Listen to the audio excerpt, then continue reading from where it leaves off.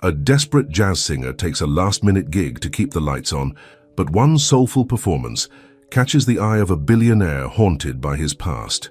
Is it fate or a second chance cloaked in risk? Before we get into the story, comment below where in the world you are watching from today. The ceiling in Brielle Joyner's apartment was leaking again. She placed another pot under the steady drip and sighed as she looked at her phone. The electricity bill was overdue, and her little sister Tamika needed new school shoes. At 24, Brielle felt decades older, the weight of responsibility pressing down on her shoulders. "Brie, I'm hungry," Tamika called from their small living room where she was doing homework. "I know, baby, give me a minute," Brielle replied, checking her nearly empty refrigerator. She'd been stretching their groceries as far as possible, but they couldn't last much longer. Her phone buzzed with a text message. It was from Marcus, the booking agent who helped her find singing gigs around New Orleans. "Emergency job tonight. Rich people party at Marlowe Estate. Previous singer cancelled. $500 cash. You in?" Brielle's heart jumped. $500 would cover the electricity bill and get Tamika those shoes she needed. She quickly texted back, "I'm in. What time?" 8 p.m. Dress fancy. Jazz standards. Brielle rushed to her closet and pushed aside her everyday clothes. In the back hung a simple black gown she'd found at a thrift store. It wasn't designer, but it looked elegant enough from a distance. She'd worn it for church concerts and the occasional wedding gig. "Tamika, I got a job tonight. Mrs. Wilson next door will watch you," she called out. "Again?" Tamika frowned. "But you promised to help with my science project." Brielle knelt down to her sister's eye level. "I know, and I'm sorry, but this job pays really well, and you know what that means?"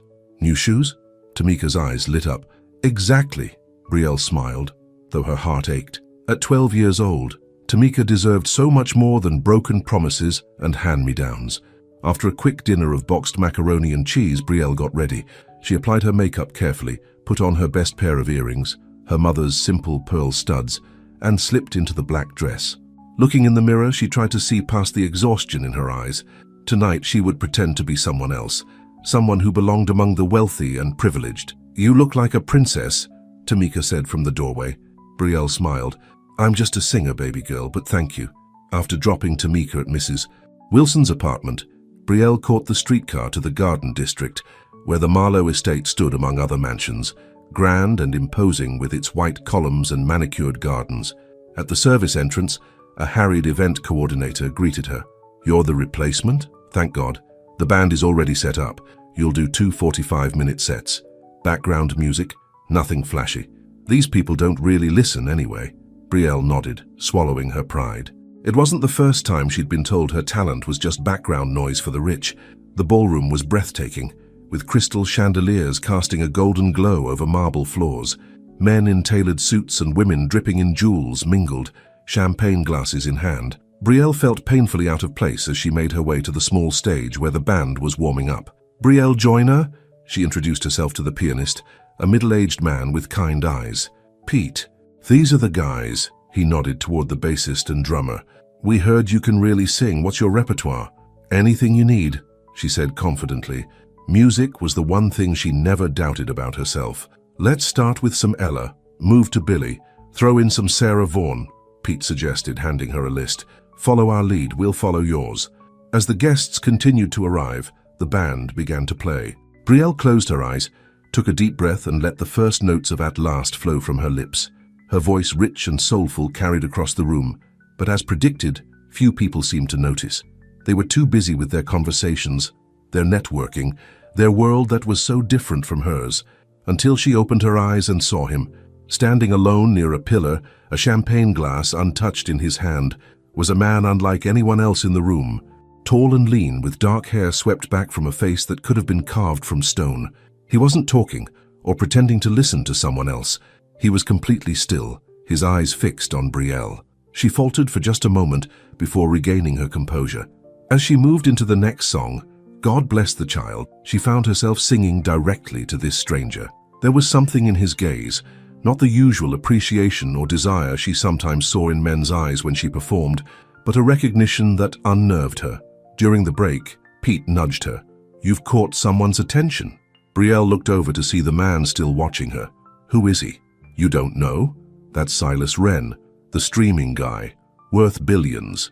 Brielle had heard the name. Who hadn't? Silas Wren had revolutionized the music industry with his streaming platform, Wren Song. Artists loved him because he paid fairly, unlike most services, but he was known to be reclusive, rarely appearing at social events. "What's he doing here?" she asked. Pete shrugged. "Probably the same as everyone else. Obligation, networking. Who knows with these people?" When they started the second set, Brielle chose "I Put a Spell on You." She didn't know why, but she wanted to shake that man, Silas Wren, out of his stillness. She wanted him to feel something of what she felt every day, the struggle, the pain, the tiny triumphs. As she sang, she poured everything into her voice, her worry about Tamika, her exhaustion from working multiple jobs, her mother's death 3 years ago that had left her alone to care for her sister. She wasn't just singing, she was bleeding her truth through the music. When she finished the song, there was a moment of actual silence in the room before the chatter resumed, and Silas Wren was gone from his spot by the pillar. Brielle felt an unexpected pang of disappointment. The rest of the set passed quickly. As she thanked the band and prepared to leave, the event coordinator handed her an envelope with her payment. "Good job. They actually noticed you, which is rare." Brielle slipped the envelope into her small purse and made her way out through the kitchen, avoiding the main entrance where guests were still arriving. The night air felt good on her skin after the stuffy ballroom. "Miss Joyner." She turned, startled to find Silas Wren standing a few feet away. Up close, he was even more striking, his eyes a clear grey that seemed to see right through her. "Mr. Wren," she acknowledged, straightening her shoulders. "Your voice," he began, then stopped as if the words weren't coming easily. "I've never heard anything like it." "Thank you," she said simply, unsure how to respond to the intensity in his gaze. "May I offer you a ride home?" he asked. Brielle tensed. She'd received similar offers before, and they usually came with expectations she had no intention of fulfilling. "No, thank you. I'll take the streetcar." "At this hour? It's not safe." "I do it all the time," she replied, a hint of defiance in her voice. Did he think she had chauffeurs and private cars at her disposal? Something shifted in his expression. "Of course. I apologize." He reached into his jacket and pulled out a business card. "If you ever need anything." Brielle hesitated before taking the card. "I don't need anything, Mr. Wren." "Everyone needs something, Miss Joyner," he said quietly. Their fingers brushed as she took the card, and she felt an unexpected jolt. Quickly withdrawing her hand, she tucked the card into her purse without looking at it. "Good night, Mr. Wren," she said firmly, turning to walk away. "Good night, Miss Joyner. I hope I'll hear you sing again." Something in his voice made her pause, but she didn't look back. She couldn't afford to be distracted by rich men with intense eyes, no matter how they looked at her when she sang. The next morning, Brielle woke early despite her late night. Tamika needed breakfast before school, and Brielle had a shift at the cafe starting at 9. As she made toast and scrambled eggs, she thought about the envelope of cash in her purse.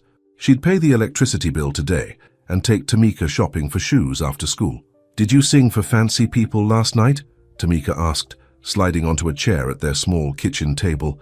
"I did," Brielle smiled, setting a plate in front of her sister. "Did they like it?"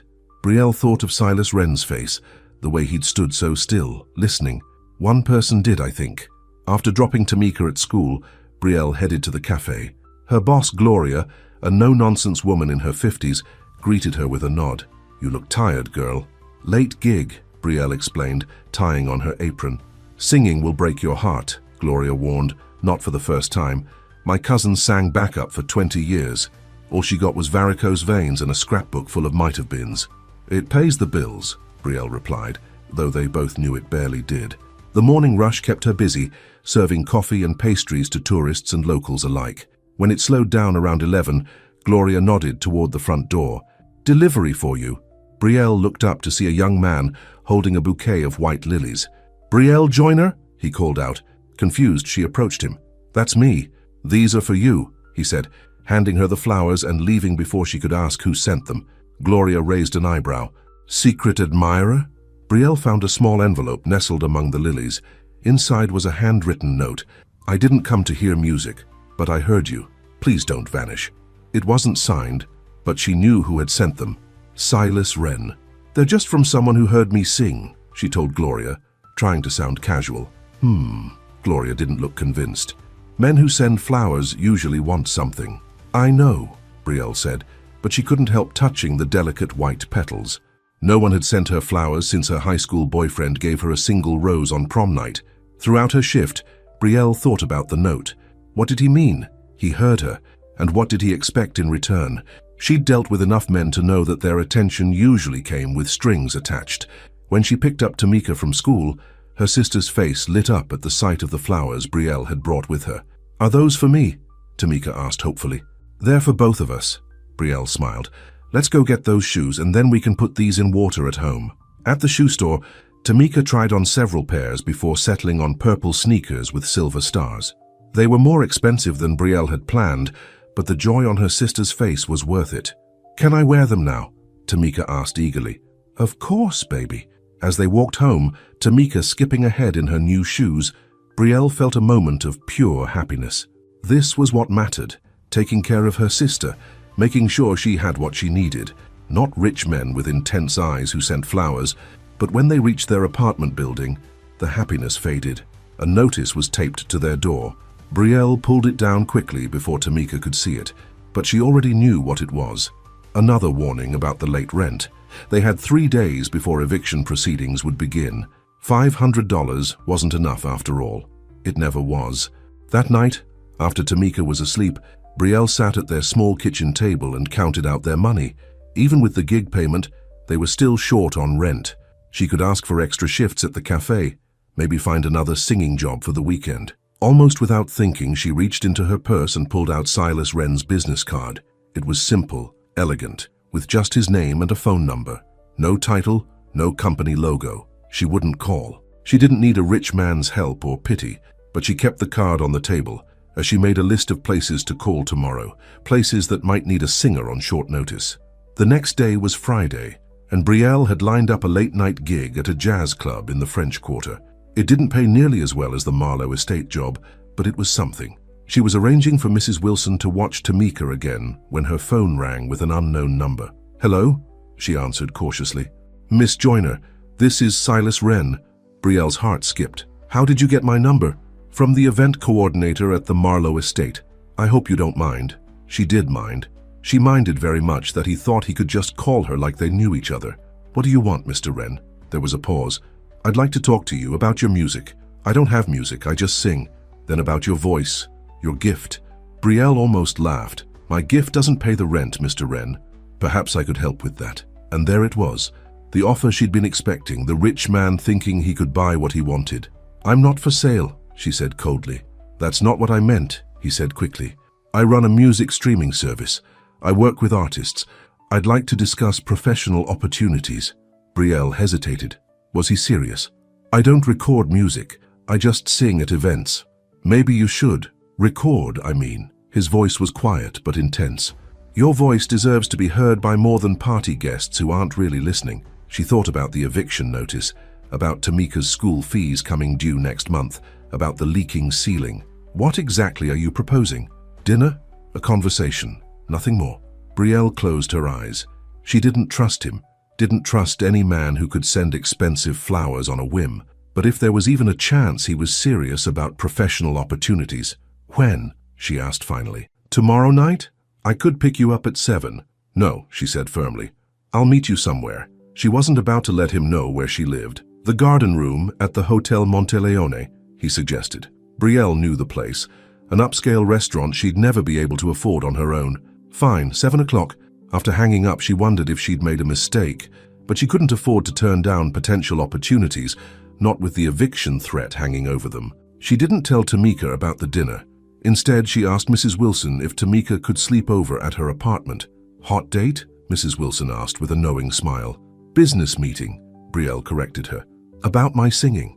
On Saturday evening, Brielle wore the same black dress from the Marlowe estate. It was the only thing she owned that would be appropriate for a place like the garden room. She caught the streetcar downtown, feeling nervous and out of place. The Hotel Monteleone was one of the grandest in the French Quarter, its lobby gleaming with marble and crystal. Brielle squared her shoulders as she walked through, reminding herself that she had as much right to be there as anyone. At the entrance to the garden room, a host in a tailored suit looked her up and down. "Do you have a reservation?" "I'm meeting someone. Silas Wren." The host's demeanor changed instantly. "Of course, Ms. Joyner. Mr. Wren is waiting for you." He led her through the restaurant to a secluded table by a window overlooking a courtyard garden. Silas Wren stood as she approached, dressed in a simple but clearly expensive dark suit. "Miss Joyner, thank you for coming." He held out her chair. Brielle sat, keenly aware of the other diners, men and women who exuded wealth and privilege. "Let's be clear, Mr. Wren. I'm here to discuss business, nothing else." He took his seat across from her, his grey eyes studying her face. "Of course. Would you like some wine?" "No, thank you." She needed to keep her wits about her. A waiter appeared with menus, and Silas ordered for both of them after a quick glance at Brielle's overwhelmed expression at the unfamiliar French dishes. "Tell me about your background," he said once they were alone again. "How long have you been singing?" "All my life," she replied. "Church choir since I was 5. School performances. Nothing formal. No training. Some in high school. But college." She trailed off. After her mother got sick, there had been no money for college. "You don't need to explain," he said quietly. "Your voice speaks for itself." The food arrived. Delicate portions of seafood and vegetables arranged like art on white plates. Brielle tried to eat slowly, savoring flavors she'd never experienced before. "What did you mean in your note?" she asked suddenly. "That you heard me, not just music." Silas set down his fork. "Most singers perform. They hit the right notes, express the right emotions. But you communicate. There's truth in your voice. Pain, hope, life." Brielle felt exposed, as if he'd seen something she usually kept hidden. "I just sing the way I feel." "That's rare," he said. "Most people spend their lives hiding how they feel." "Is that what you do, Mr. Wren?" A shadow crossed his face. "Yes, most of the time." "Why did you really ask me here?" Brielle pressed. "There are thousands of good singers in New Orleans." Silas was quiet for a long moment. "I used to love music, really love it. But lately, it's just become a business to me. Numbers, algorithms, market share." He looked directly into her eyes. "When you sang, I remembered what music is supposed to do. It's supposed to make you feel alive." There was such honesty in his voice that Brielle felt her defenses wavering. But she couldn't afford to be naive. "That's very poetic, Mr. Wren. But feelings don't pay bills." "No, they don't," he agreed. "Which brings me to my proposal. I'd like you to record some songs at my studio. We'll release them on Wren Song, under whatever terms you're comfortable with. Full rights to your material, fair compensation." Brielle couldn't believe what she was hearing. "Why would you do that for someone you just met?" "Because talent like yours shouldn't be wasted on background music at parties," he said simply. "And what do you get out of this arrangement?" Silas smiled slightly. "The satisfaction of introducing a new voice to the world, and maybe the chance to hear you sing again." Brielle wanted to believe him, wanted to believe that this opportunity was real, that it came without strings attached, but experience had taught her to be cautious. "I need time to think about it," she said finally. "Of course." He reached into his jacket and pulled out another card, different from the first one. "This has my private number. Call me when you decide, no pressure." As they finished their meal, the conversation shifted to safer topics. New Orleans, music they both enjoyed, books they'd read. Brielle found herself relaxing, almost enjoying his company. Silas Wren was intelligent and surprisingly easy to talk to, despite his wealth and status. When they left the restaurant, he asked again if she would allow him to drive her home. "No," she said, more gently this time. "But thank you for dinner, and for the offer." "I meant what I said, Miss Joyner. Your voice deserves to be heard." Standing there in the warm evening air, with the sounds of the French Quarter around them, Brielle felt something shift between them, a moment of connection that went beyond business or obligation. "Good night, Mr. Wren," she said softly. "Good night, Brielle," he replied, using her first name for the first time. As she walked away, she could feel his eyes following her. And for the first time since she could remember, Brielle found herself wondering what it would be like to let someone see her, really see her, not just as a singer or a sister or a survivor, but as herself. But such thoughts were dangerous luxuries she couldn't afford, not with Tamika depending on her, not with the eviction notice waiting at home. Still, as she caught the streetcar back to their apartment, she couldn't help but touch the card in her pocket. A possibility, a chance, a risk. Silas Wren had heard something in her voice that night at the Marlowe estate, something true, and despite all her caution and suspicion, a part of Brielle wanted to know what would happen if she let that truth be heard by the world. Monday morning brought reality crashing back into Brielle's life. The weekend had been a strange dream, dinner with a billionaire, talks of recording opportunities, but now she stood in the principal's office at Tamika's school, feeling her world crumble around her. "I'm sorry, Miss Joyner, but we've been more than patient." Principal Watkins said, her voice firm but not unkind. Tamika's tuition is now 2 months overdue. If we don't receive payment by Friday, she won't be able to continue attending. Brielle gripped her purse tighter. I understand, I'll have the money by then. But as she walked out of the school building, she had no idea how she would keep that promise. The gigs she had lined up for the week would barely cover their rent, which was also overdue. Taking on more shifts at the cafe wasn't an option. Gloria had already cut back everyone's hours because business was slow. Tamika's education was the one thing Brielle refused to compromise on. Her sister was smart, brilliant even, and deserved every opportunity that Brielle herself had missed. After their mother died of cancer 3 years ago, Brielle had sworn she would give Tamika the chance to follow her dreams, whatever it took. Back at the apartment, Brielle sat at the kitchen table and pulled out Silas Wren's card. She stared at the number, weighing her options. What if his offer was genuine? What if he really did just want to help her record music? And what if he expected something in return that she wasn't willing to give? Before she could change her mind, she dialed the number. Silas Wren, he answered on the second ring. It's Brielle Joyner, she said, her voice steadier than she felt. About your offer to record, you've decided. There was a note of something like hope in his voice. I'd like to discuss it further, but I need to be clear about the terms. Of course. Are you free this afternoon? I could show you the studio. Brielle hesitated, then thought of Tamika's school fees. Yes. What time? 2 o'clock? I can send a car for you. This time she gave him her address. She couldn't afford the luxury of pride anymore. At precisely 2 o'clock, a sleek black car pulled up outside her apartment building. Brielle had changed into her best jeans and a simple blouse, her hair pulled back in a neat ponytail. She wanted to look professional, not like she was trying too hard. The driver opened the door for her, and to her surprise, Silas was sitting in the back seat. I hope you don't mind that I came along, he said, looking more casual than at dinner in dark jeans and a grey button-down shirt. It's your car, she replied, settling into the soft leather seat across from him. As they drove through the city, Brielle gazed out the window, acutely aware of the growing distance between her neighborhood and the affluent garden district they were entering. The car pulled up to a restored Victorian mansion set back from the street behind a wrought iron gate. This is your studio? She asked, unable to hide her surprise. Silas smiled slightly. It was a private home. I converted it last year. The acoustics are incredible. Inside, the mansion had been transformed. While the original architectural details remained, soaring ceilings, ornate moldings, hardwood floors, the space was now filled with state-of-the-art recording equipment, instruments, and comfortable seating areas.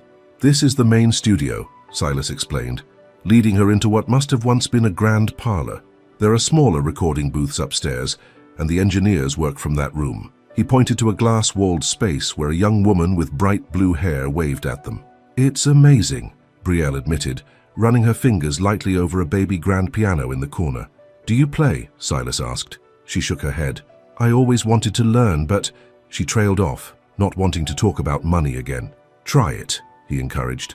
Hesitantly, Brielle sat at the piano and pressed a few keys, producing a disjointed melody. I work with dozens of artists, Silas said, watching her. Some of them are technically perfect, every note precisely where it should be, but they're forgettable. He moved closer, his voice dropping. You're not like that. There's something raw in your voice, something real. Brielle looked up at him, trying to understand what he wanted from her. Mr. Wren, Silas, please. Silas, I need to be honest with you. I need money. The words came out more bluntly than she'd intended. My sister's school is threatening to kick her out if I don't pay her tuition by Friday. Our apartment, we might be evicted. I can't afford to take chances on maybes and some days. Instead of being offended by her directness, Silas nodded. I appreciate your honesty, and I want to help. I don't want charity, she said quickly. It's not charity to pay an artist for their work. He sat down beside her on the piano bench, careful to leave space between them. Here's what I propose. We record 3 songs. I pay you in advance against future royalties, say $5,000. Brielle's breath caught. $5,000 would cover Tamika's tuition, their rent, and still leave some breathing room. Why would you do that? You barely know me. Silas was quiet for a moment. I used to believe in music, in its power to move people, to change them. Lately, it's just been business. He met her eyes. When you sang the other night, I remembered what it felt like to be moved by a voice. I want to capture that, share it. There was such sincerity in his words that Brielle found herself wanting to believe him. but a lifetime of disappointments had taught her caution. "I'll need a contract, something in writing that protects me." "Of course. My lawyers can draw something up today. You'll have full creative control and ownership of your recordings." It seemed too good to be true. "And what exactly would I have to record?" "Whatever you want. Songs that mean something to you. We can start with covers if you prefer, but I'd love to hear original material if you have any." Brielle hadn't written her own songs since high school, scribbling lyrics in notebooks during lunch breaks. "I might have some ideas." "Good." Silas stood up. "Let me show you the rest of the studio." As they toured the building, Brielle began to relax. The place was clearly a working studio, with engineers and other musicians coming and going. It wasn't just some rich man's plaything. In a smaller room upstairs, a wall of vinyl records caught her attention, hundreds of albums meticulously organized. "Your collection?" she asked. Silas nodded. "Music has always been my escape, even before it became my business." Brielle scanned the titles, impressed by the range. Classic jazz, blues, soul, R&B, indie artists she'd never heard of. Her fingers stopped on a worn album cover featuring a beautiful black woman at a microphone, her head thrown back in song. "Eliza King," Silas said, his voice suddenly different. "Have you heard her?" Brielle shook her head. "No, I don't think so." Silas carefully took the album from the shelf. She had an incredible voice. Raw, emotional, like nothing I'd ever heard. There was something in his tone that made Brielle look at him more closely. "She died 5 years ago. Car accident." "I'm sorry," Brielle said, sensing there was more to the story. Silas put the record back on the shelf. "We should get those contracts started if you want to have the money by Friday." The abrupt change of subject told Brielle all she needed to know. Eliza King had meant something to Silas Wren, something he wasn't ready to talk about. By the end of the day, Brielle had signed a contract that her own lawyer, hastily consulted over the phone, confirmed was more than fair. The advance would be in her account by morning, and she was scheduled to begin recording on Wednesday. When the car dropped her off at her apartment, Silas walked her to the door. "Thank you," she said, feeling awkward, "for the opportunity." "Thank you for trusting me," he replied. "I know it wasn't easy." Their eyes met, and for a moment Brielle felt that strange connection again, as if he could see past her defenses to the person she really was. "Good night, Silas," she said softly. "Good night, Brielle." He waited until she was safely inside before returning to the car. Tamika was full of questions when she got home from her after-school program. "Who was that man? Why was he in a fancy car? Is he your boyfriend?" "No, he's not my boyfriend," Brielle laughed. "He's a business associate. He's going to help me record some songs." Tamika's eyes widened. "Are you going to be famous?" "I doubt it, baby girl, but I am going to be able to pay your school fees." The next morning, Brielle checked her bank account and nearly cried when she saw the deposit. $5,000, just as promised. She immediately paid Tamika's school tuition and their overdue rent, feeling as if a massive weight had been lifted from her shoulders. On Wednesday, Brielle arrived at the studio feeling both nervous and excited. She'd spent the previous evening going through old notebooks, looking at song lyrics she'd written years ago. There was one in particular, a ballad about her mother, that she thought might work. Silas was already there talking with a sound engineer. He smiled when he saw her. "Ready to make some music?" "I think so," she said, clutching her notebook. "This is Marcus," Silas introduced the engineer. "He'll be working with us today." Marcus showed her to a small recording booth where a microphone was set up. "We'll start with some test recordings to get levels, then move into the main studio for the actual tracks." Brielle nodded, trying to hide her nervousness. She'd never recorded in a professional studio before. "Just sing like you did that night at the Marlowe estate," Silas said through the intercom. "Forget about the equipment, the technology. Just sing your truth." Taking a deep breath, Brielle closed her eyes and began to sing Summertime, letting the familiar melody calm her nerves. By the time she reached the second verse, she'd forgotten about the microphones and the people watching. She was just singing, the way she always had. When she finished, she opened her eyes to see Silas and Marcus staring at her through the glass. "That was just a warm-up?" Marcus asked, shaking his head in disbelief. They moved to the main studio for the rest of the day, working through several jazz standards that Brielle knew well. Silas was a patient producer, encouraging her to try different approaches, but always trusting her instincts. By late afternoon, they had recorded 2 complete tracks that everyone was happy with. Brielle was exhausted but exhilarated. "One more?" Silas asked. "Or would you rather save your original song for tomorrow?" "How did you know I brought an original?" she asked, surprised. He smiled. I saw you holding onto that notebook like it contained state secrets. Brielle hesitated. The song she'd written was deeply personal, a tribute to her mother's strength during her illness. She wasn't sure she was ready to share it. Tomorrow, she decided. I want to get it right. Of course. Silas walked her to the car. Same time tomorrow. Actually, I have to pick up my sister from school at 3. Could we start earlier? We can start whenever you want. It's your recording session. As the car drove her home, Brielle felt a flutter of something unfamiliar. Hope, maybe. For the first time in years, she was doing something for herself, not just surviving. The next few days fell into a pattern. Brielle would arrive at the studio in the morning, they would record until early afternoon, and then she would leave to pick up Tamika. Sometimes Silas would join them for lunch, and Brielle was surprised by how easily conversation flowed between them. By the end of the week, they had recorded 5 songs, 3 jazz standards, and 2 of Brielle's originals, including the one about her mother.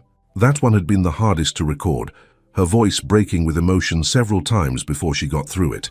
When she finally nailed it, she looked up to see Silas watching her with an intensity that made her heart skip. There were tears in his eyes. "That was beautiful," he said simply. Later, as they listened to the playback of all 5 songs, Brielle could hardly believe the voice she was hearing was her own. The production was simple but perfect, highlighting the raw emotion in her performances. "What happens now?" she asked when the final track ended. "Now we release them," Silas said, "as a digital EP to start. See how people respond. If the reaction is good, maybe a vinyl pressing. Do you really think people will want to hear them?" Silas looked at her with that direct gaze that always made her feel as if he could see right through her. "I know they will. The world is hungry for authenticity, Brielle. For music that means something." Over the next 2 weeks, Brielle continued her regular gigs and shifts at the cafe, while Silas and his team prepared the EP for release. He called her daily with updates, and sometimes just to talk. Despite her initial wariness, she found herself looking forward to their conversations. One evening, he invited her to dinner at his home. "Just to celebrate the EP release," he assured her. "You can bring Tamika if you'd like." Brielle hesitated. Having dinner at a restaurant was one thing. Going to his home felt more personal. But Tamika had been begging to meet the music man, as she called him. "Okay," she agreed. "We'll come." Silas's house was in the Garden District, not far from the studio, a beautiful Greek Revival mansion with a wide front porch. It was grand, but somehow welcoming, with warm lights glowing in the windows. "Wow," Tamika whispered as they walked up the steps. "It's like a castle." Silas himself opened the door, dressed casually in jeans and a blue sweater. "Welcome," he smiled, bending down to Tamika's level. "You must be the famous Tamika. Your sister talks about you all the time." Tamika giggled. "Are you really a billionaire?" "Tamika!" Brielle was mortified, but Silas just laughed. "I am, but that's the least interesting thing about me.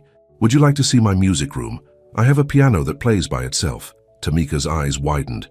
"Yes, please." As Silas led them through the house, Brielle was struck by how comfortable it felt. She had expected something cold and modern, a showcase for wealth. Instead, the rooms were filled with books, artwork, and musical instruments. It was clearly a home, not just a house. In the music room, a player piano sat in the corner.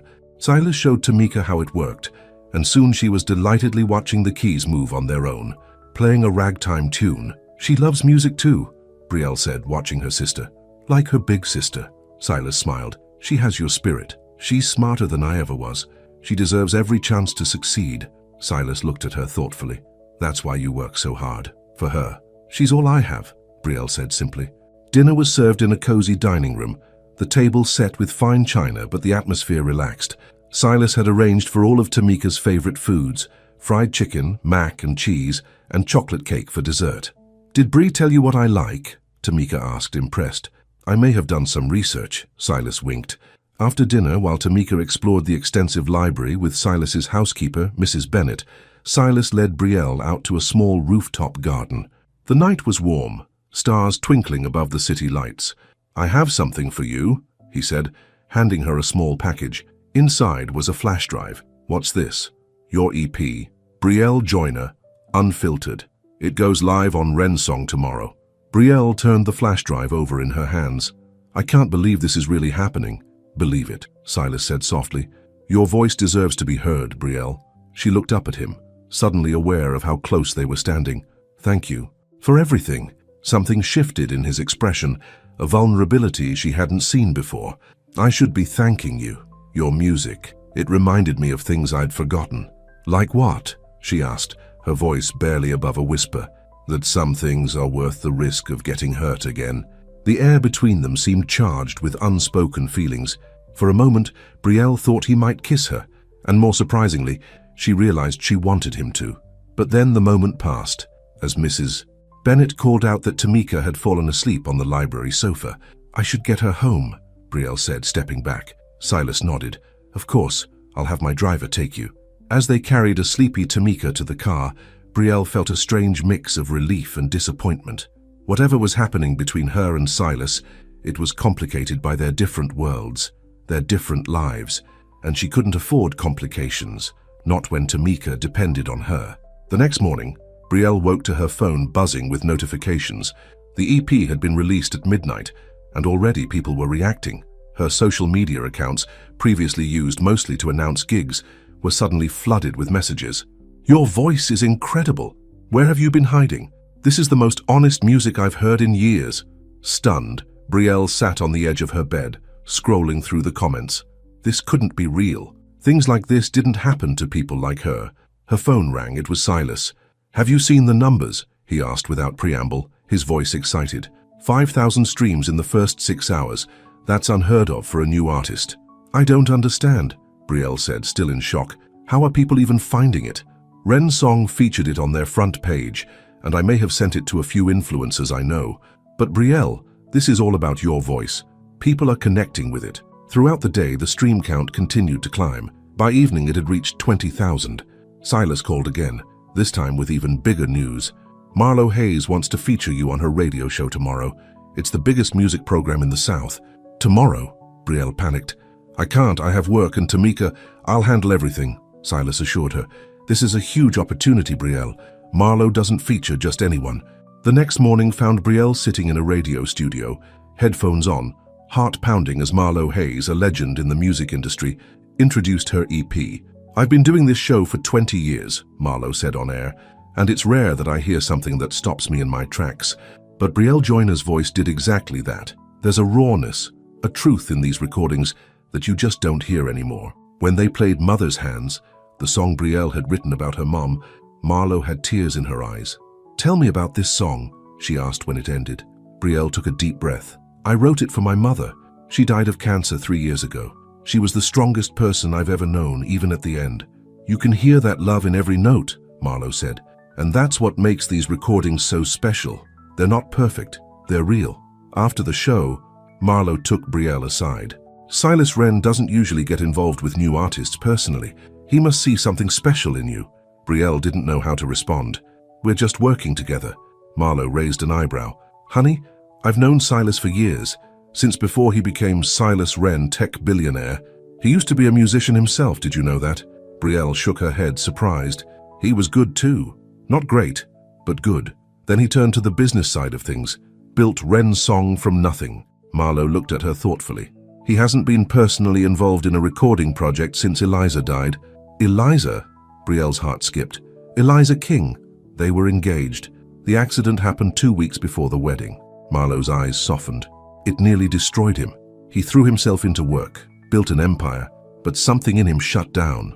Until now, apparently.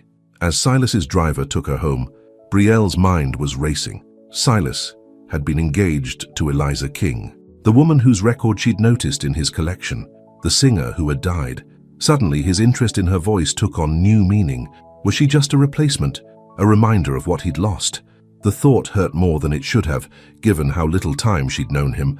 But in those few weeks, something had changed. She'd begun to trust him, to see past his wealth to the man beneath, and she'd thought he saw her, really saw her.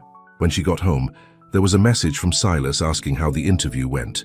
She didn't reply. That night, after putting Tamika to bed, Brielle sat in their small living room and looked up Eliza King online. There weren't many videos, but the few she found showed a stunning woman with an incredible voice, rich, soulful, emotional, not unlike her own. In one interview, Eliza talked about her relationship with Silas. "He understands what music means to me. It's not just a business to him, it's a passion. That's what I love about him." Brielle closed her laptop, feeling sick. Had anything Silas said to her been genuine, or was she just filling a void left by the woman he'd lost? Her phone rang. Silas again. This time she answered. "Brielle, is everything okay? You didn't respond to my message. Why didn't you tell me about Eliza?" she asked, her voice tight. There was a long pause. "Who told you about her?" "Does it matter? You should have told me yourself. Was that why you approached me? Because I reminded you of her?" "No," he said firmly. "It wasn't like that."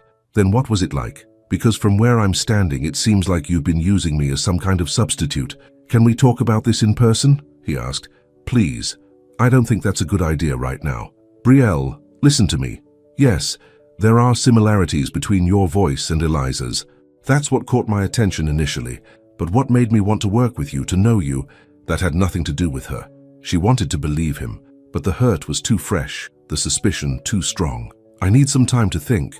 I understand, but please don't shut me out. What's happening with your music is real. The response to your EP is genuine." After they hung up, Brielle lay awake for hours, torn between anger and confusion. She had allowed herself to start trusting Silas, maybe even to have feelings for him. Now she didn't know what to believe. The next morning, she checked the stream count on her EP. It had passed 50,000. There were more messages, more comments from people moved by her music. Whatever Silas's motives might have been, the connection with listeners was real. She was about to call him when her phone buzzed with a text from Gloria at the cafe. "Have you seen this? Call me." Attached was a link to a tabloid website. The headline made her stomach drop. "Billionaire Silas Wren's new obsession, unknown singer Brielle Joyner." The article was filled with speculation about their relationship, referring to Brielle as Silas's latest acquisition and questioning whether she had the talent to match her looks. There were photos of them leaving the studio together, having lunch, even one of her and Tamika arriving at his house for dinner. Brielle felt physically ill. This was exactly what she had feared, being reduced to a rich man's plaything in the public eye. Everything she had worked for, all the genuine response to her music, tainted by gossip and innuendo. Her phone rang. It was Silas. "I just saw the article," he said before she could speak. "Brielle, I'm so sorry. I never wanted this to happen." "But it did happen," she said, her voice shaking. "And now everyone will think exactly what I feared from the beginning, that I slept my way into a recording contract. No one who hears your music could possibly think that. You don't understand what it's like," she said, "to be judged, to be seen as nothing more than, I can't do this, Silas. I can't be your project or your redemption or whatever this is to you. That's not what you are to me," he said, and she could hear the pain in his voice. "Brielle, please, I need space," she cut him off. "Don't call me again." She hung up, tears streaming down her face. Everything had happened so fast. The recording, the release, the sudden attention. And somewhere along the way, she had begun to care for Silas in a way she hadn't expected. But now it was all tainted. Her voice, which had always been her own, pure and true, was being commodified, packaged as Silas Wren's discovery. And the worst part was not knowing if that had been his intention all along. As she wiped away her tears, Brielle made a decision. She would continue singing. It was the only thing that had ever truly been hers, but she would do it on her own terms, not as someone's project or replacement. She had allowed herself to hope for something more, something beyond the daily struggle for survival. But hope was a luxury she couldn't afford, not when the cost was her integrity, her sense of self. With a heavy heart, she blocked Silas's number and deleted the Wren Song app from her phone. Whatever was happening with her EP, she didn't want to know. It was time to go back to reality, to the cafe shifts and late-night gigs, to taking care of Tamika, to the life she had built on her own. But as she looked out the window at the morning sun, Brielle couldn't help but remember the way Silas had looked at her that night on his rooftop. "Some things are worth the risk of getting hurt again," he had said. She had begun to believe him, and that was the most painful part of all. 2 weeks passed without a word from Silas. Brielle threw herself back into her routine, shifts at the cafe, picking up Tamika from school, singing at small venues on weekends. She tried to pretend that nothing had changed, that the brief glimpse of another life had never happened. But everything had changed. People recognized her now. Customers at the cafe would whisper when she served them coffee. At her weekend gigs, the small clubs were suddenly packed, with people recording snippets of her performances on their phones. "You're famous," Gloria remarked one morning as they prepared the cafe for opening.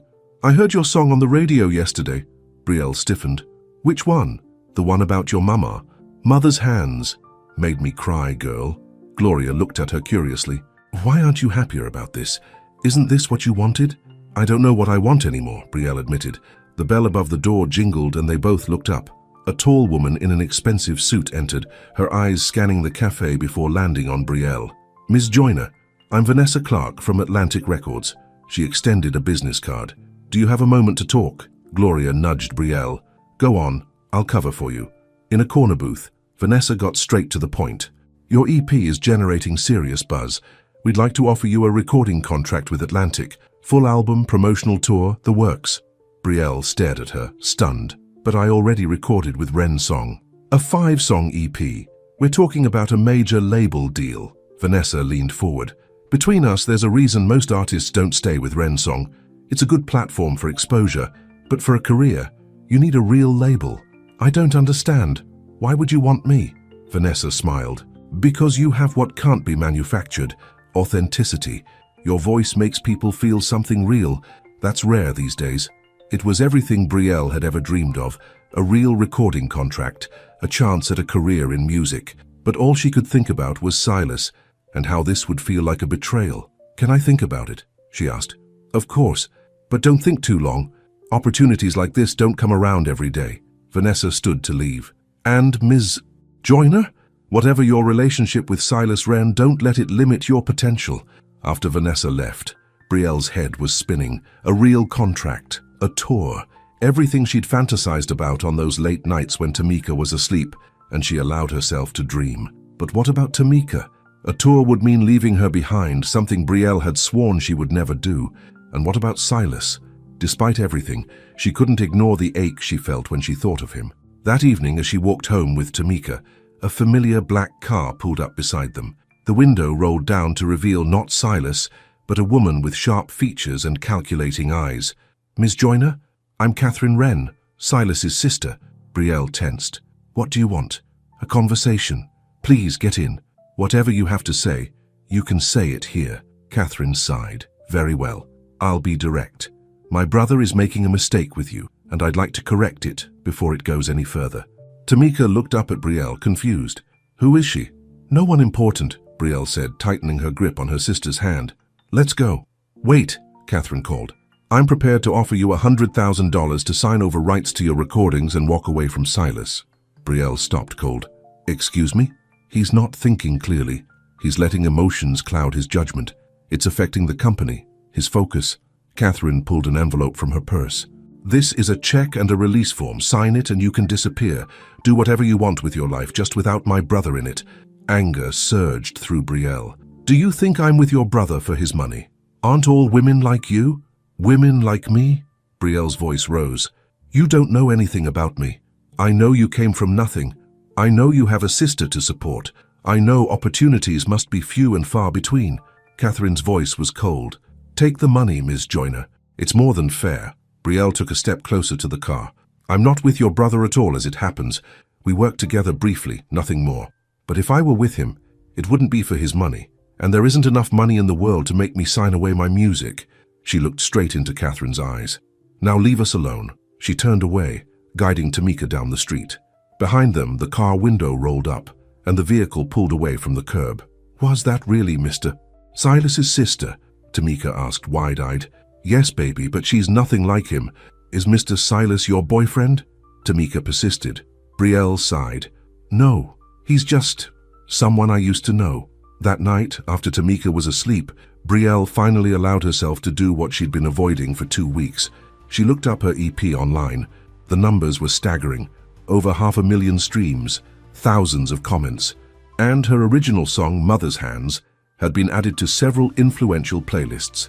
Despite the tabloid stories, despite Catherine Wren's insulting offer, people were connecting with her music. That was real. That was hers. With trembling fingers, she unblocked Silas's number and sent a text. We need to talk. His response came immediately. Name the place and time. Brielle suggested the next morning at a small park near her apartment. It was neutral ground, public but quiet enough for a private conversation. She arrived early, sitting on a bench near the playground where a few children were already running and climbing despite the early hour. When Silas approached, her heart skipped. He looked tired, his usual polished appearance slightly rumpled as if he hadn't been sleeping well. "Brielle," he said her name like a prayer, stopping a few feet away as if unsure of his welcome. "Sit down," she said, gesturing to the bench. He sat, leaving space between them. "I've missed you." The simple honesty of his words made her throat tight. "I met your sister yesterday." Silas's expression darkened. "Catherine came to see you. What did she want?" "To pay me off. $100,000 to sign away my music and stay away from you." "I'm going to kill her," he muttered, running a hand through his hair.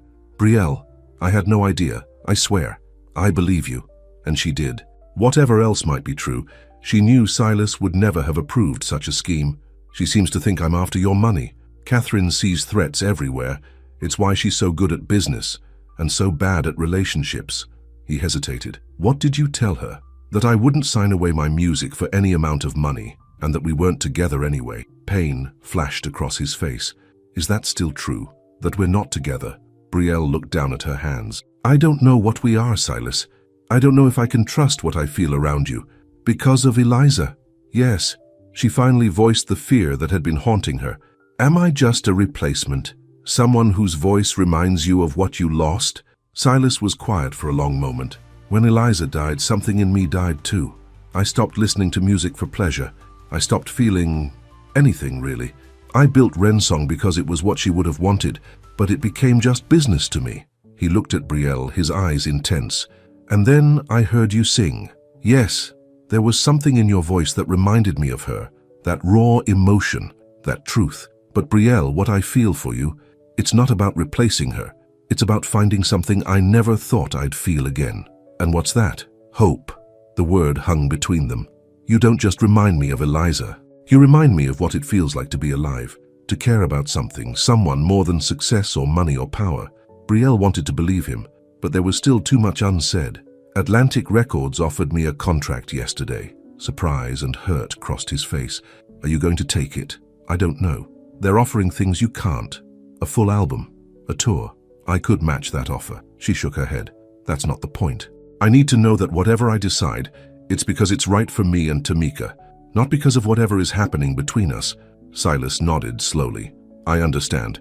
But before you decide anything, there's something I want to show you." He stood up, offering his hand. "Will you come with me?" Hesitantly, Brielle took his hand. "Where are we going?"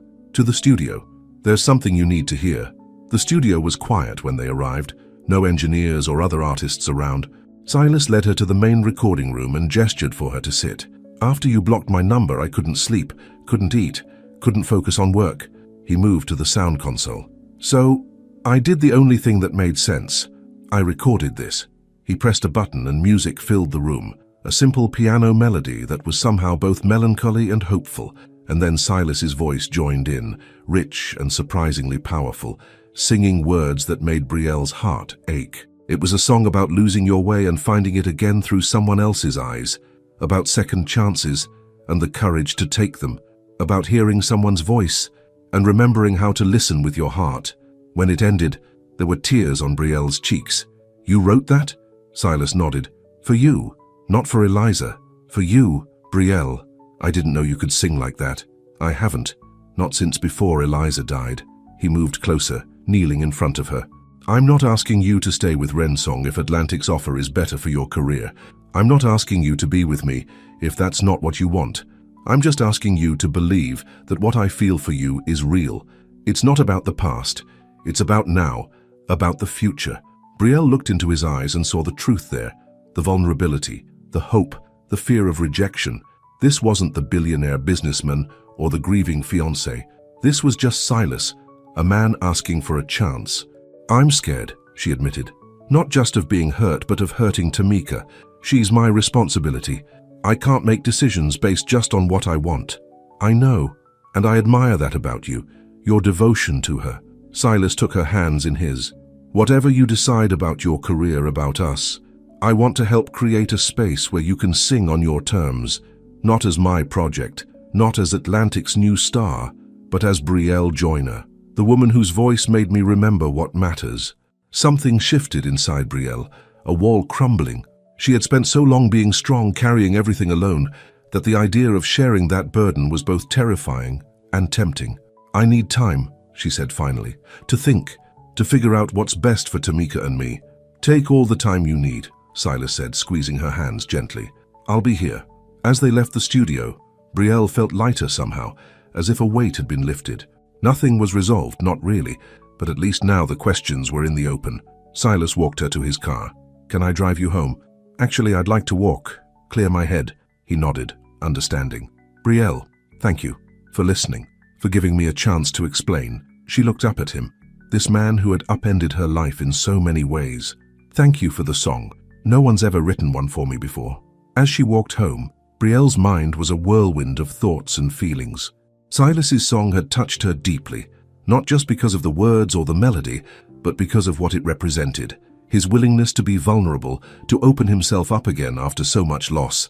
But the practical problems remained. Atlantic's offer promised financial security and career advancement, but it would mean touring, time away from Tamika. And a relationship with Silas would bring its own complications. The differences in their worlds, the public scrutiny, Catherine's obvious disapproval. When she reached her apartment, Tamika was already home from school, working on homework at the kitchen table. Where were you? She asked, looking up from her math problems. Talking with Mr. Silas, Brielle answered honestly. Tamika's face brightened. Is he your boyfriend now? It's complicated, baby. Grown-ups always say that when they don't want to answer, Tamika said with the wisdom of her 12 years. Do you like him? Brielle smiled despite herself. Yes, I do. Does he like you? I think so. Then what's complicated? Out of the mouths of babes, Brielle thought. If only it were that simple. Later that evening, after Tamika was in bed, Brielle took out her old notebooks and began to write. New lyrics, new melodies flowing from some deep place inside her. She wrote about fear and hope, about walls coming down, about hearing someone's truth in a song, about the courage it takes to believe in second chances. By morning, she had 3 new songs, raw, unpolished, but honest. More honest than anything she'd written before. She called Gloria and asked for the day off, then dropped Tamika at school with a promise to pick her up early for a special afternoon together. At Atlantic Records, Vanessa Clark welcomed her warmly, assuming she'd come to accept the offer. Her smile faded when Brielle explained her decision. I appreciate the opportunity, truly, but I'm not ready for a tour. My sister needs me here.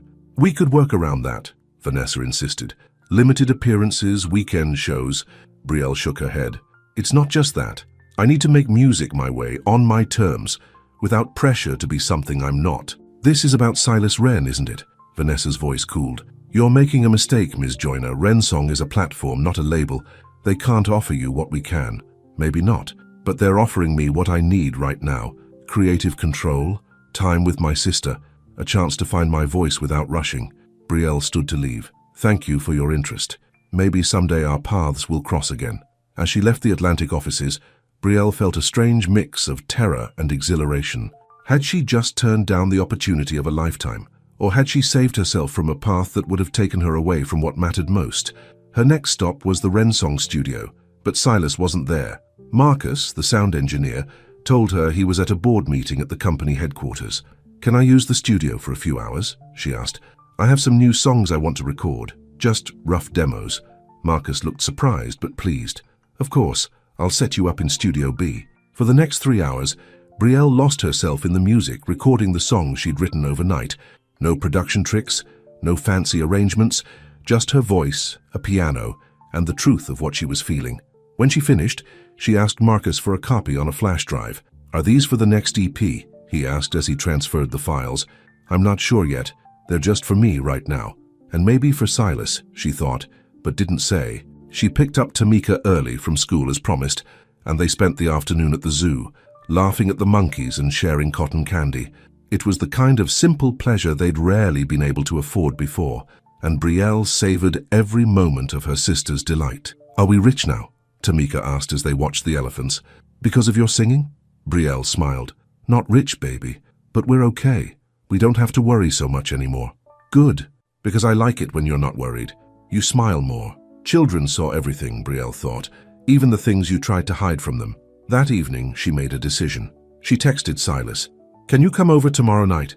Dinner at our place. Tamika wants to make you her famous spaghetti.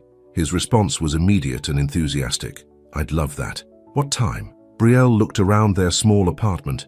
It was nothing like Silas's mansion, but it was home. their home. And if he was going to be part of their lives, he needed to see them as they really were, not just as he imagined them to be.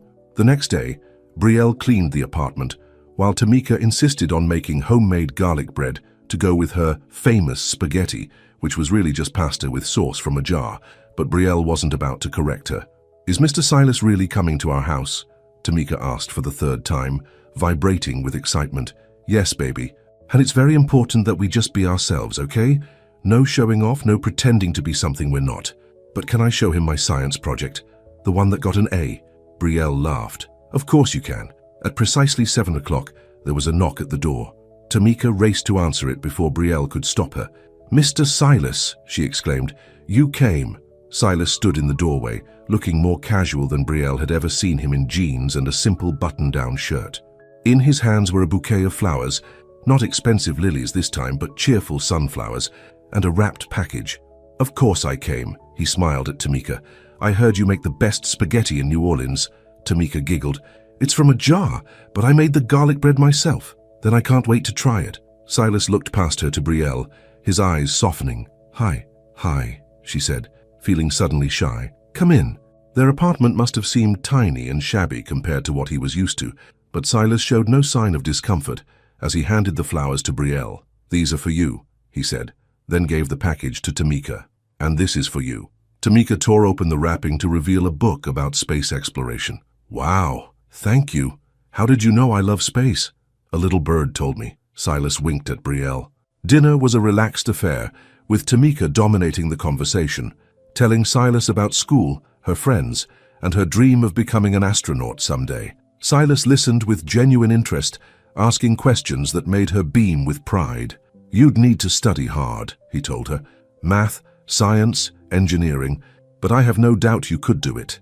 That's what Bree always says, that I can do anything if I work hard enough." "Your sister is a very wise woman," Silas said, his eyes meeting Brielle's across the table. After dinner, Tamika insisted on showing Silas her room, proudly displaying her science project, a detailed model of the solar system. "The sun is actually a lot bigger compared to the planets," she explained seriously, "but I couldn't fit it if I made it to scale." "It's very impressive," Silas told her. "You clearly put a lot of work into it." When it was time for bed, Tamika surprised them both by giving Silas a hug. "Will you come back again?" she asked. "If it's okay with your sister, I'd like that very much," he replied, looking to Brielle for confirmation. She nodded, her heart full at the sight of them together. After tucking Tamika in, Brielle joined Silas in the living room. "Thank you for being so good with her. She doesn't usually warm up to people so quickly. She's an amazing kid, smart, curious, confident. You've done an incredible job with her. I've tried. It hasn't always been easy." Silas moved closer on the couch. "I know, and that's what makes it all the more impressive." He took her hand. "Brielle, I need to tell you something. I talked to my lawyers today about setting up a trust for Tamika's education. No strings attached, regardless of what happens between us." Brielle stiffened. "Silas, I don't want your money. It's not for you. It's for her. To make sure she has every opportunity to become that astronaut, or whatever else she dreams of being." His voice was gentle but firm. "You don't have to accept, but please think about it, not as charity, but as an investment in an extraordinary young woman's future." Brielle's first instinct was to refuse. Her pride, her fierce independence rebelled at the idea. But wasn't that exactly what she'd promised herself? That Tamika would have every chance she herself had missed? "I'll think about it," she said finally. Silas nodded, accepting her answer without pushing. "There's something else." He reached into his pocket and pulled out a small USB drive. "I listened to the demos you recorded yesterday. They're incredible, Brielle. Raw, honest, powerful." She blushed. "They're just rough ideas. They're much more than that. I've been in this business a long time. What you have, it's special." He leaned closer. "I want to produce a full album with you. Not as a replacement for Eliza, not as my project, but as a partner. Your songs, your voice, your vision. I'll provide the studio, the distribution, whatever support you need, but the creative decisions will be yours." Brielle's heart raced. "What about touring, promotion?" "We'll work around Tamika's schedule. Weekend shows, school holidays. Or no touring at all if that's what you prefer. Your music will find its audience, Brielle, I believe that. It was everything Atlantic had offered, but without the pressure, without the sacrifice of time with Tamika. And it came from a man who had written a song just for her, who had opened himself up again after years of grief, who looked at her 12-year-old sister and saw not a burden, but a brilliant future astronaut. "You make it hard to say no," she said softly. "That's the idea." His smile was gentle, his eyes never leaving hers. "Brielle, I'm not asking you to trust me completely, not yet. I know I need to earn that, but I am asking you to give us a chance, to see where this might go, both personally and professionally." As he spoke, Brielle realized something. The fear was still there, fear of dependency, fear of disappointment, fear of loss. But for the first time, the hope was stronger. Hope that maybe, just maybe, she didn't have to do everything alone anymore. "Okay," she said, her voice barely above a whisper. "Okay to which part?" "All of it. The album, the trust for Tamika." She took a deep breath. "And us, seeing where this goes." The joy that spread across Silas's face made her heart skip. Slowly, giving her time to pull away if she wanted, he leaned in and kissed her. It was gentle at first, then deeper as she responded, her hands coming up to touch his face. When they finally broke apart, both slightly breathless, Silas rested his forehead against hers. "I should go," he said reluctantly. "It's getting late." Brielle nodded, though part of her wanted him to stay. They both knew they needed to take things slowly, for Tamika's sake as much as their own. At the door, he kissed her once more. "Good night, Brielle. Thank you for dinner, for letting me into your home, your life. Good night, Silas." As she closed the door behind him, Brielle leaned against it, her heart full of a feeling she hadn't experienced in years. Joy, pure, uncomplicated joy. Whatever challenges lay ahead, Catherine's disapproval, the public scrutiny, the balancing of two very different worlds, they would face them together. And for the first time since her mother died, Brielle allowed herself to believe that maybe, just maybe, happy endings weren't just for fairy tales. The next few weeks passed in a whirlwind of music and laughter. During the day, Brielle worked with Silas and Marcus in the studio, bringing her new songs to life. In the evenings, Silas often joined her and Tamika for dinner, helping with homework, playing board games, becoming a fixture in their small apartment. Slowly, the walls that Brielle had built around her heart began to come down. She found herself sharing stories of her mother, of the struggles after her death, of dreams she'd never dared to voice before.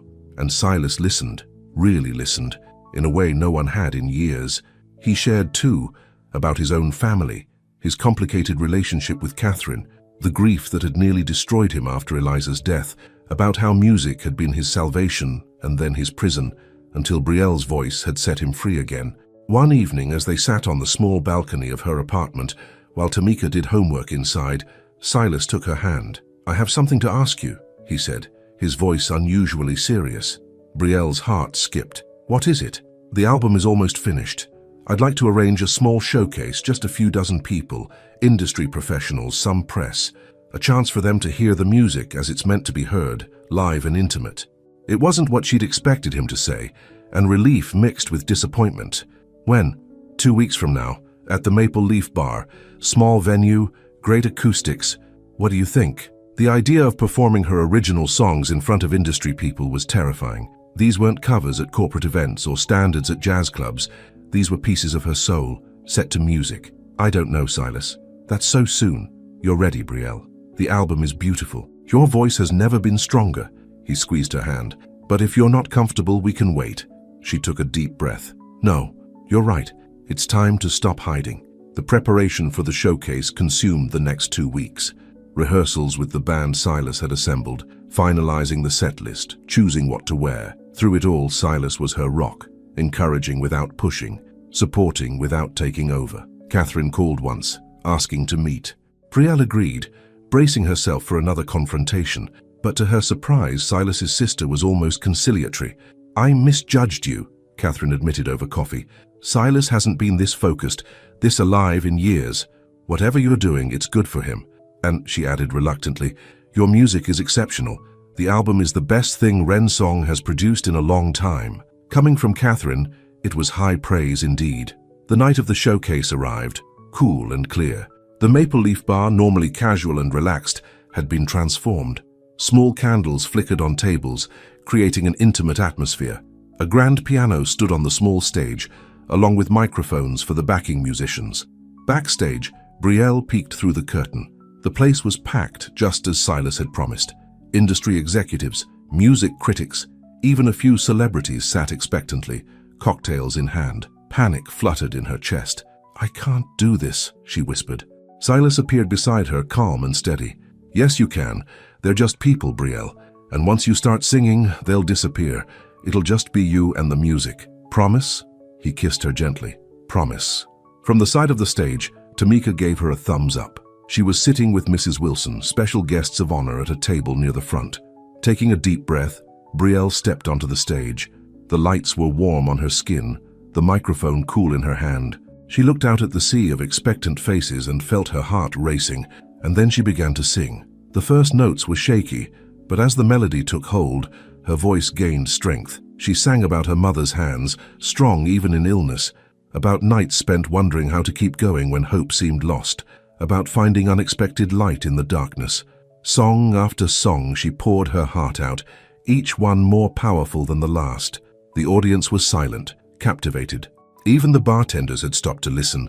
For her final number, she moved to the piano. "This is a new song," she said softly into the microphone. "I wrote it last week. It's called The Song You Stayed For." Her fingers found the keys, and she began to play the simple, haunting melody she'd composed, thinking of Silas, of how he had heard something in her voice that night at the Marlowe estate, of how he had stayed when it would have been easier to walk away. As the last note faded, there was absolute silence. Then from the back of the room, someone began to applaud. Others joined in until the whole bar was on its feet, the applause thunderous in the small space. Brielle blinked back tears, overwhelmed by the response. She looked to the side of the stage where Silas stood, his own eyes shining with unshed tears, pride radiating from every part of him. In that moment, everything felt possible. The music she'd created from her pain and hope had touched others. Her voice, once just a means of survival, had become something more, a bridge between hearts, a light in the darkness. After the show, people crowded around, offering congratulations, business cards, promises of collaboration. Brielle accepted their words with grace, but her eyes kept finding Silas across the room, their private joy, a secret current beneath the public success. Later, after Tamika had been taken home by Mrs. Wilson after the last guests had departed, Brielle and Silas sat alone in the empty bar. "You were magnificent," he said, his voice husky with emotion. "I knew you would be. I couldn't have done it without you," she replied. "Any of it." He took her hand, his expression suddenly serious. "Brielle, there's something I've been wanting to ask you. Something important." This time she knew it wasn't about music or business. Her heart raced as he reached into his pocket and pulled out a small velvet box. "It might seem too soon," he said, his voice catching. "And if it is, I understand. But I've spent 5 years hiding from life, from love. I don't want to waste another day." He opened the box to reveal a simple but elegant diamond ring. "Brielle Joyner, will you marry me?"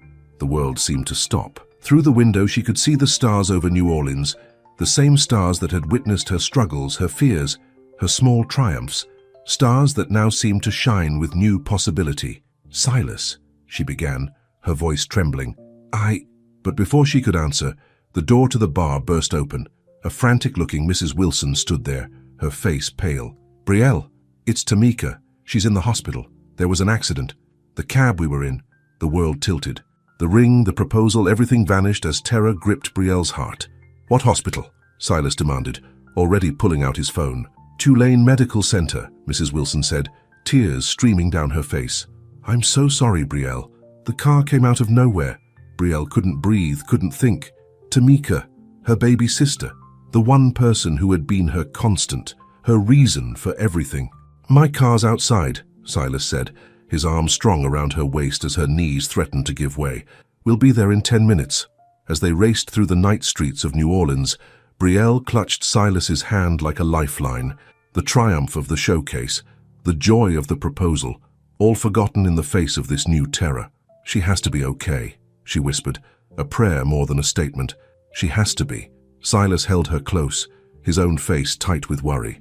"She will be. She's strong like her sister." At the hospital, they were directed to the emergency department where Tamika had been taken. A doctor met them in the waiting room, her expression grave. "Ms. Joyner, I'm Dr. Martinez.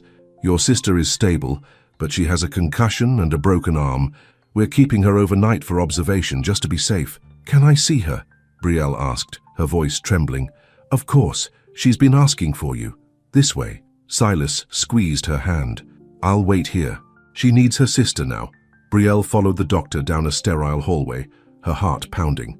When they reached Tamika's room, she gasped at the sight of her little sister looking so small in the hospital bed, her arm in a cast, a bandage on her forehead. Bree! Tamika's face lit up despite her injuries. Did you see? I got a blue cast. Relief washed over Brielle as tears spilled down her cheeks. She rushed to the bed, carefully gathering Tamika in her arms. How you scared me half to death, baby girl. I'm okay, Tamika assured her. Mrs. Wilson was crying a lot, though. Is she all right? She's fine, just worried about you. Brielle smoothed Tamika's hair back from the bandage.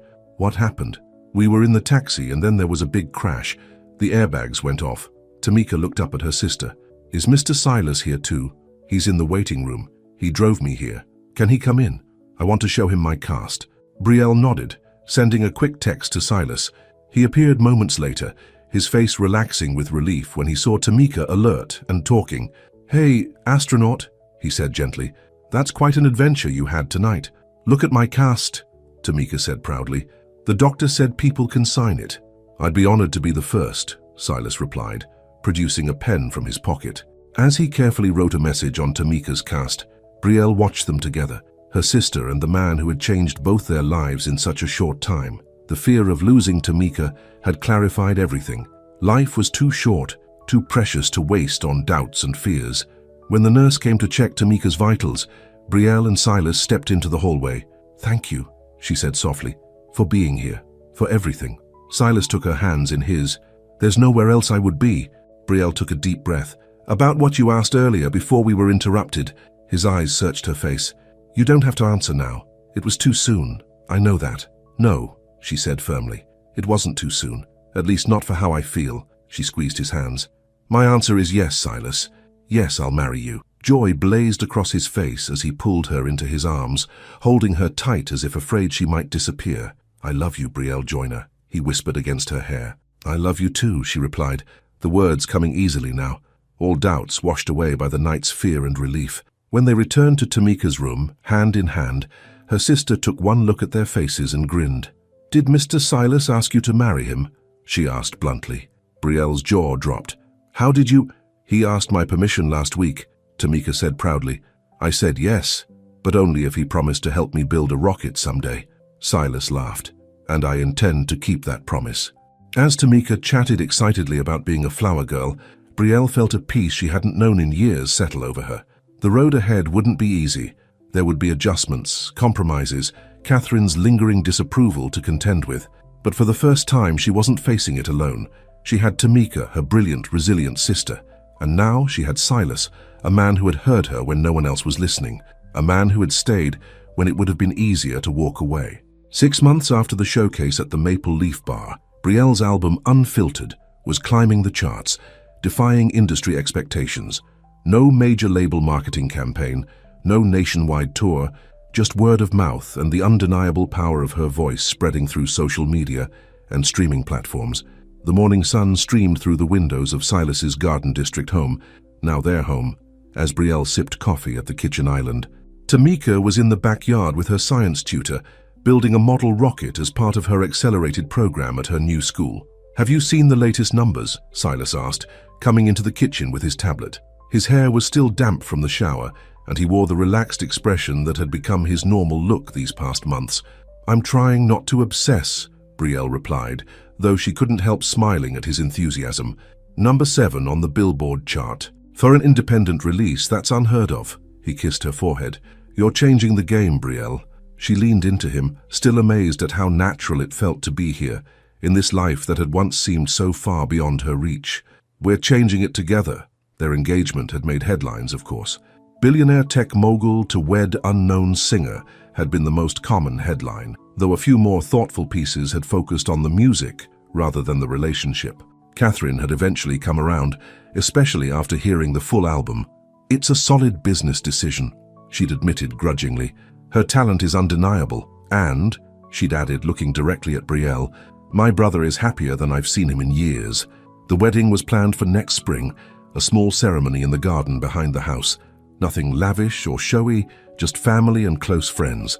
Tamika would be the maid of honor, a role she took very seriously, already planning her speech down to the last detail. "What time is your meeting with Marcus?" Silas asked, refilling her coffee cup. 11. We're finalizing the track list for the vinyl pressing. Brielle still couldn't believe people wanted her music on vinyl, that tangible piece of artistic permanence. "And your interview?" 2 o'clock. It's just a phone call with that music blog. She hesitated. "Are you sure you don't mind me talking about everything?" Silas took her hands. "Your story is yours to tell, Brielle. All of it. The struggles, the doubts, even the parts about me. I trust you." That trust had been the foundation they'd built on these past months. Trust that they could blend their very different lives, that they could create something new together without losing themselves in the process. It hadn't always been easy. There had been adjustments, Brielle learning to accept help without feeling diminished, Silas learning to make space for Tamika's needs as well as Brielle's independence.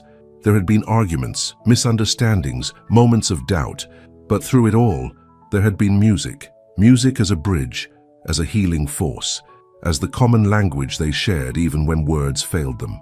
"I should get going," Brielle said, glancing at the clock. "Would you check on Tamika's progress with the rocket? She gets so excited she forgets about safety sometimes." "Already on my to-do list," Silas assured her, "and I've got dinner covered tonight. That new chef I hired is teaching me to make gumbo." Brielle laughed. "You cooking gumbo? This I have to see." "Hey, I'm a fast learner." He pulled her close for a kiss. "Have a good day. I love you." "Love you too," she replied, still marveling at how easily those words now came to her lips. At the studio, Marcus was waiting with the preliminary vinyl designs for her approval. "We've got 2 options for the cover art," he explained, showing her the mock-ups. The first was a stylized portrait of Brielle at the microphone, eyes closed, lost in song. The second was simpler, just her profile against a dark background, her face half in shadow, half in light. "This one," she said without hesitation, pointing to the second option. "It's more honest." "That's what I thought you'd say," Marcus grinned. "By the way, have you heard about Marlo Hayes' retirement concert? She's been asking if you'd perform." Brielle blinked in surprise. "Marlo wants me to sing at her retirement show, but she's a legend. A legend who's a big fan of yours, apparently." Marcus handed her another folder. "Here's the formal invitation. It's a pretty big deal. Network television, all the industry heavyweights." As Brielle skimmed the invitation, a knot formed in her stomach. This was the kind of opportunity artists dreamed of, national exposure, a chance to perform alongside music royalty. But the old fears still lingered. Was she ready for that level of scrutiny, that pressure? Her phone buzzed with a text from Silas. "Just checking in. How's the meeting going?" She smiled, typing back, "Good. Tell you about it later. Big opportunity just came up." His response was immediate. "Whatever it is, you've got this." 4 simple words, but they steadied her. This was what having a partner meant. Someone who believed in you even when your own faith wavered. "Tell Marlo I'd be honored," she told Marcus. "But I'll need to discuss the details. I have commitments to Tamika that I won't compromise on." Marcus nodded, understanding. Family first. "That's one of the things I respect most about you, Brielle. You've never lost sight of what matters." After finalizing the vinyl details, Brielle headed to a small cafe for lunch before her interview. As she waited for her order, she noticed a young woman at a nearby table watching her. Finally, the woman approached, clutching a notebook to her chest. "Excuse me, are you Brielle Joyner?" Brielle smiled, still not entirely used to being recognized. "Yes, I am. I'm sorry to bother you, but I just wanted to say thank you." The woman's eyes were earnest. "Your song, Mother's Hands, that helped me through my mom's cancer diagnosis. The way you sing about finding strength even in the hardest moments, it gave me hope when I needed it most." Emotion welled up in Brielle's throat. "How is your mom doing?" "She's in remission." The woman smiled through tears. "And she loves your music too. We listened to your album together during her treatments." "I'm so glad she's doing better," Brielle said sincerely. "And thank you for telling me. It means more than you know." After the woman left, Brielle sat quietly, absorbing what had just happened. Her music, born from her own pain and hope, was helping others through their darkest times. It was a responsibility, yes, but also a gift, one she never could have imagined when she was singing background at the Marlowe estate less than a year ago. Her phone interview with the music blog went smoothly, the journalist more interested in her songwriting process than gossip about her relationship with Silas. When the topic did eventually turn to their engagement, Brielle was ready. "Silas heard something in my voice that night that no one else had bothered to listen for," she explained. "Not just talent, but truth. And that's what connected us. A mutual recognition of the other person's truth." "There's been some criticism that your success is due to his influence," the journalist noted. "How do you respond to that?" Brielle took a deep breath. "Opportunity and talent are different things. Yes, Silas gave me an opportunity when others might not have, but the voice, the songs, the emotion people are connecting with, that's all mine. It's the result of everything I've lived through, everything I've fought for, especially for my sister." "And how is Tamika adjusting to all this change?" Brielle smiled at the thought of her sister. "She's thriving. She still keeps me grounded, though. Last week she told me my new song was okay, but needed more drums."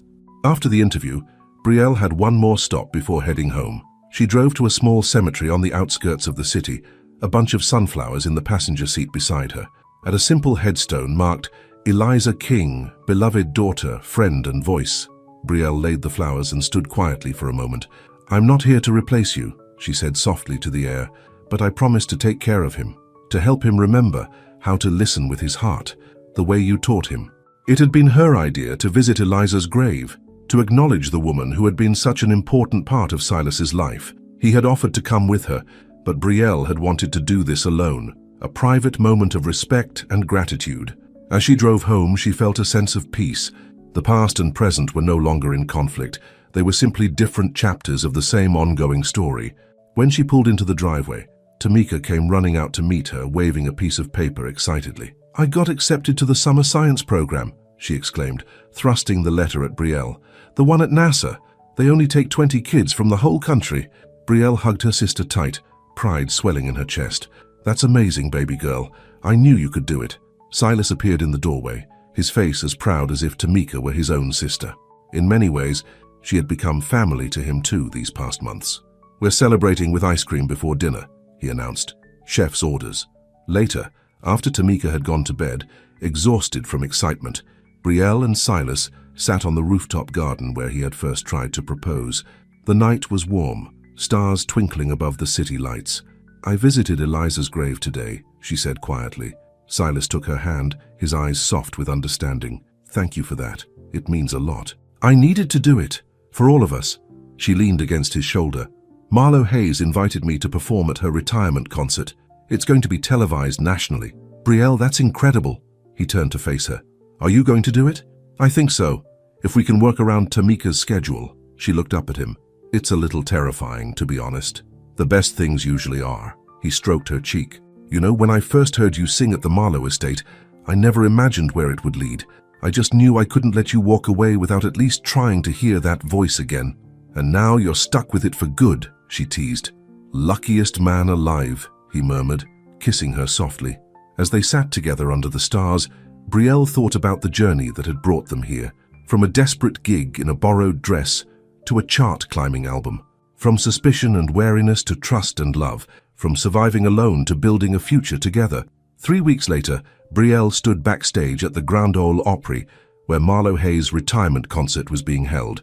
Her heart pounded as the stage manager signaled 5 minutes until her performance. Silas and Tamika had traveled with her to Nashville, staying close for moral support. Now they stood with her in the wings, Tamika practically vibrating with excitement at seeing so many famous musicians up close. "You look beautiful," Silas said, adjusting the simple gold necklace he had given her that morning, a small music note pendant set with a tiny diamond. "I'm so nervous," Brielle admitted. "What if I forget the words?" "You won't," he assured her. "But even if you did, your voice would carry you through. It always has." Tamika hugged her sister fiercely. "You're going to be the best one, Brie. Even better than that lady with the big hair who was on earlier." Brielle laughed, some of the tension easing. "That lady with the big hair has won 6 Grammy Awards, baby girl. So, you sing from your heart. That's what matters." Out of the mouths of babes, Brielle thought, not for the first time. The stage manager approached. "Ms. Joyner, you're up next. Ms. Hayes will introduce you herself." Brielle took a deep breath, squeezing Silas's hand one last time before walking to the edge of the stage. From here, she could see the packed auditorium, the television cameras, the industry VIPs in the front rows. For a moment, Panic threatened to overwhelm her. These people had heard the greatest voices in music. What made her think she belonged on this stage? Then Marlo Hayes was speaking, her voice warm with genuine admiration. Music, at its best, doesn't just entertain us. It moves us, connects us, reminds us what it means to be human. The artist I'm about to introduce understands that better than most. Her voice doesn't just hit the notes, it hits the heart. Please welcome in her national television debut, Brielle Joyner. The applause was polite but reserved as Brielle walked onto the stage. She knew most of the audience was probably wondering who she was, why she had been included in this prestigious lineup. The spotlight found her as she stepped up to the microphone. In the front row, she could see Catherine Wren sitting next to several Wren song executives, her expression expectant. A few rows back, Gloria from the cafe was dabbing at her eyes, already emotional before Brielle had sung a single note. "Thank you, Ms. Hayes, for that generous introduction," Brielle said into the microphone, her voice steadier than she felt. "And thank you all for being here tonight." She had chosen to perform "The Song You Stayed For," the piece she had written for Silas, the one that had closed her showcase at the Maple Leaf Bar. It felt right to share it now with this larger audience, this bigger stage. The piano intro began, and Brielle closed her eyes for just a moment, centering herself. When she opened them again, she looked to the wings where Silas and Tamika stood watching, their faces filled with love and pride. And then she began to sing. The first verse was quiet, intimate, drawing the audience in with its story of unexpected connection, of being truly heard for the first time. By the chorus, Brielle's voice had grown stronger, filling the legendary hall with its rich, emotional tones. She sang of walls coming down, of trust built note by note, of the courage it takes to believe in second chances. And as the final verse approached, the one about finding home in another person's understanding, she felt, rather than saw the audience leaning forward, completely captivated. The last note hung in the air, pure and true, before fading into silence. For a heartbeat, no one moved or made a sound. Then, as if a dam had broken, applause erupted. Not the polite acknowledgement of before, but a standing ovation that seemed to shake the very walls of the Opry. Brielle stood in the spotlight, tears streaming down her face as the ovation continued. Marlo Hayes returned to the stage, embracing her warmly before saying into the microphone, "That, ladies and gentlemen, is what music is supposed to do to us." Thank you, Brielle Joyner, for reminding us. As Brielle left the stage to thunderous applause, Silas enfolded her in his arms, his own eyes wet with tears. "I am so proud of you," he whispered against her hair, "so incredibly proud." Tamika hugged her next, jumping up and down with excitement. "You made people cry, Brie, even that grumpy-looking man in the fancy suit." The rest of the evening passed in a blur of congratulations and introductions. Industry veterans who had barely acknowledged her existence before now pressed business cards into her hand, offering collaboration opportunities, tour invitations, producer services. Through it all, Brielle stayed grounded, graciously accepting their praise but making no promises. Every decision would be made thoughtfully, with Tamika's needs and her own creative integrity in mind. When they finally returned to their hotel suite, exhausted but exhilarated, Silas opened a bottle of champagne while Tamika changed into her pajamas. "To the voice that stopped the world tonight," he toasted, handing Brielle a glass. "To the man who stayed to listen," she countered, clinking her glass against his. After Tamika had fallen asleep in the adjoining room, Brielle and Silas stood at the window, looking out at the Nashville skyline. "Everything's going to change after tonight," she said softly. "There were recording executives from every major label there." "Some things will change," Silas agreed, "but not what matters most." He turned her to face him. "Not us. Not your relationship with Tamika, not your voice and what it stands for." "Promise?" she asked, suddenly needing his reassurance. "Promise." He kissed her gently. "Remember what you sang tonight, about finding home in another person's understanding? That's what we've built, Brielle. A home. Whatever comes next, we face it together." She rested her head against his chest, listening to the steady beat of his heart. "I never thought I could have this. Music, love, security, all of it. You deserve all of it and more," Silas said, his voice fierce with conviction. "You always did. I'm just grateful I was there to hear you that night." "The night you stayed," she murmured. "The night that changed everything," he agreed. 3 months later, on a perfect spring day, Brielle stood in the garden behind their home, wearing a simple white dress, wildflowers in her hair. Tamika, in a pale blue dress that matched her eyes, stood beside her, practically glowing with happiness.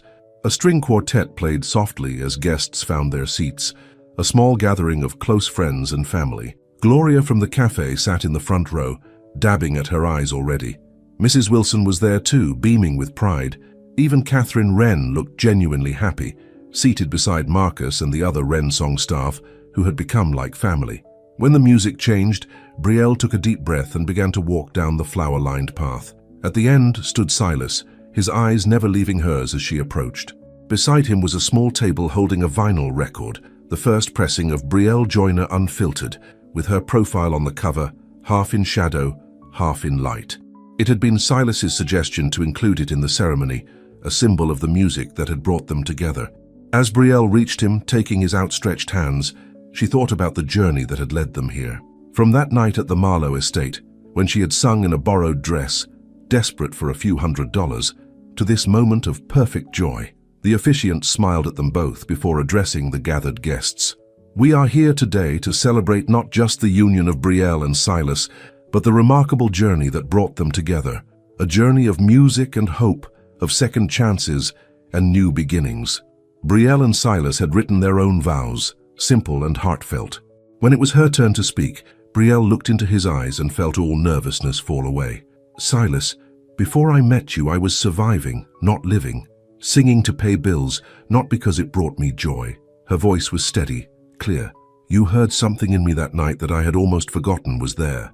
You didn't just hear my voice, you heard me, my struggles, my dreams, my truth. She squeezed his hands, aware of Tamika watching proudly from beside her. I promise to remember that listening is as important as being heard, to build our life on truth and trust, even when it's difficult, to help you hear the music in everyday moments, the way you helped me find my voice again. Silas's eyes shone with emotion as he began his own vows. Brielle, for years after I lost Eliza, I stopped really listening. Music became business, relationships became transactions. I was existing, not living. He took a shaky breath. Then you stepped up to that microphone, and I heard something I thought was gone forever. Honesty, raw, beautiful truth. He glanced at Tamika, including her in his words.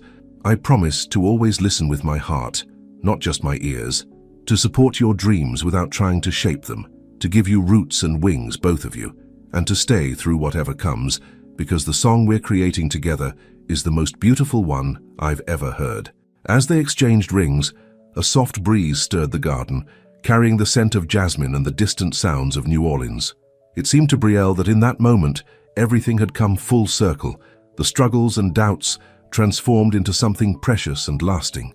By the power vested in me, the officiant said, I now pronounce you husband and wife. Their kiss was gentle but full of promise, sealing the vows they had just made. As they turned to face their friends and family, now standing and applauding, Brielle felt a completeness she had never known before. The reception was joyful and relaxed, with good food, better music, and genuine laughter.